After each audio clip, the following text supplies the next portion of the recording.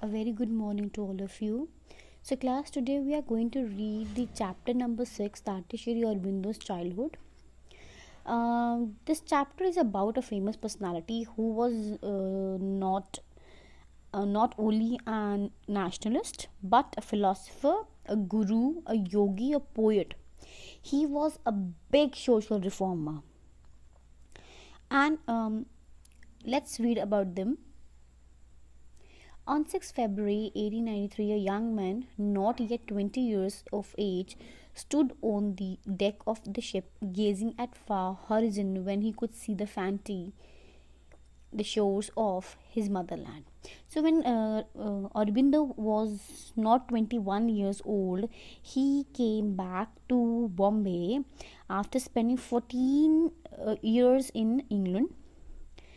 He when he touched the heart of India, the soil of India, um, he experienced some calmness and silence, and he was well known for different roles in freedom movement.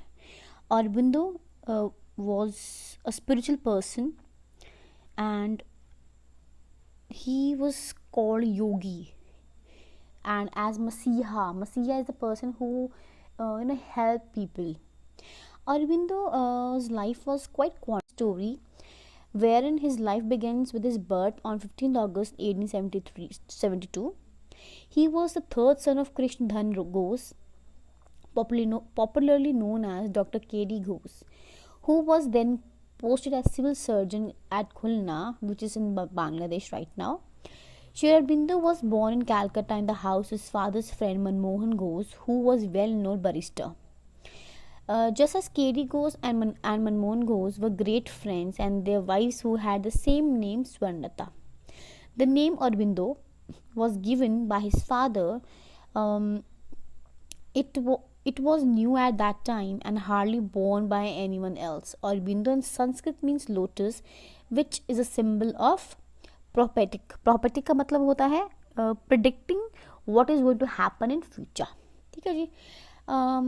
His father was a remarkable person, ठीक है जी, who was the first Bengali who have gone to Bengal, to abroad for his higher studies in medicine at Scotland. He also broke away from the orthodox by marrying Swarnlata, the daughter of Raja Narayan Bose, in accordance with Brahma Samaj rites. When he returned to India, he was Paka Sahib, determined to model himself on British and throw away all Indian ways of life. He wanted to change the way of people who are living. He would also try to help. Found him nowhere in sight. There was not soul to be seen in darkness. Retracing their steps, they began to shout, and when they found him, they saw that he was sleeping in a standing position. His childhood experiences were varied. So Aurobindo, along with his two brothers, was sent to England for higher studies, where he stayed for the next 14 years. The first 5 years he spent in Manchester, then next 6 in London, and then in Cambridge. Once he went to England, his life changed to a great extent. During his entire stay, he was virtually cut off from his motherland, the only contact being through occasional letters, newspapers, and as such he grew up in the entire ignorance of India. He did not know what is India, what kind of people live in India, because he was far away, because no calls, nothing were done by there. However, his love for motherland was deeply rooted. Sri Aurobindo not only played an important role in strife for India's independence, but also inspired many people to evolve spirituality and use yoga as a means of getting connected to God. His philosophy and spiritual beliefs are followed and respected by many people over the world even today.